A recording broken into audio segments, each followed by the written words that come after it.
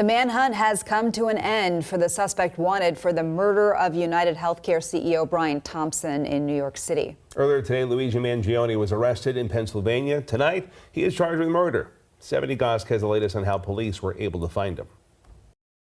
26-year-old Luigi Mangione is in custody tonight in Pennsylvania, 5 days after UnitedHealth CEO Brian Thompson was stalked and gunned down on the streets of Midtown Manhattan. The masked shooter fleeing on an e-bike into Central Park and eluding police long enough to get out of the city.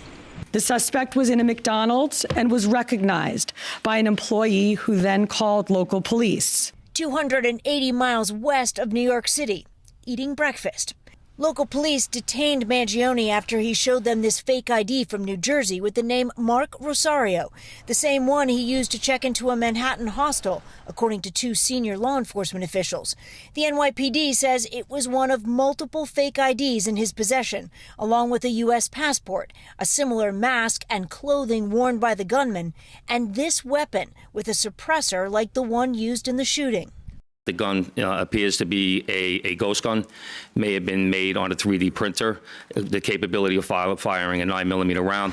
Altoona police also discovered a handwritten 3-page manifesto, according to officials. It does seem that he has some ill will toward corporate America.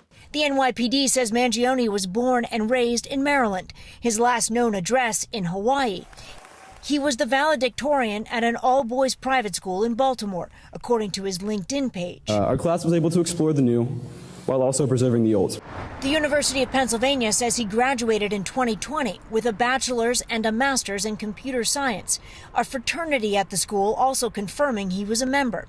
Tonight, investigators say they are combing through his online posts, and there are many on platforms including Facebook, X, Instagram, LinkedIn, and Goodreads, which reveals the 26-year-old appears to be a prolific reader. On Goodreads, Mangione shared someone else's take on the manifesto written by the Unabomber Ted Kaczynski. When all other forms of communication fail, violence is necessary to survive. It's not terrorism, it's war and revolution. Mangione saying he found it interesting. Authorities have not identified a motive for Thompson's murder, but law enforcement sources say the bullets left at the scene were engraved with 3 words: depose, delay, deny, an apparent reference to language used when health insurance companies deny claims. We believe at this point, our investigation is leaning toward he was acting alone. Thompson's murder triggered a backlash online against healthcare companies, many sharing their anger with the industry, some people even celebrating the killer. At UnitedHealth in Minnesota, the company put up temporary fencing, while today a private funeral was held for the CEO, 50-year-old father of 2, Brian Thompson. Stephanie Gosk, NBC News, Altoona, Pennsylvania. This deadly shooting has captured the attention of people all over the country. Former King County Sheriff and King 5 law enforcement analyst John Urquhart says a crime like this could inspire copycats.